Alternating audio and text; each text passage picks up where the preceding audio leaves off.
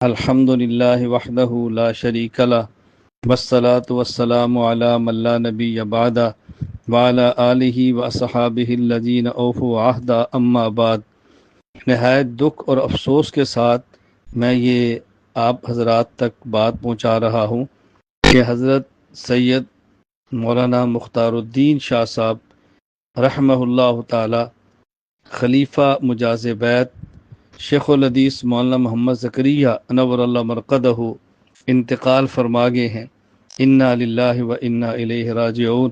ان للہ ما اخذ ولہ ما اعطى وکل شیء عنده باجل مسمى۔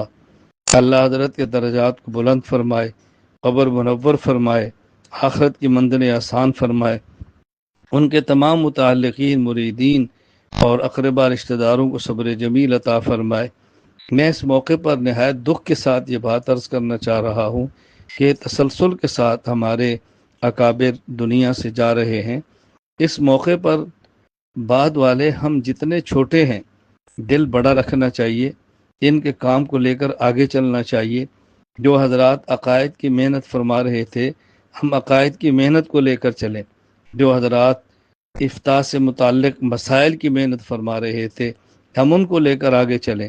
جو حضرات اخلاق، تصوف، تزکیہ کی محنت فرما رہے تھے ہم اس کو لے کر آگے چلیں۔ جو حضرات کسی میدان میں اپنی خدمات سر انجام دے رہے تھے ہمیں عزم کرنا چاہیے کہ ہم ان کی خدمات کو جاری رکھیں گے، ان کے لیے صدقہ جاریہ بنیں گے، ان کے رفع درجات کا سبب بنیں گے۔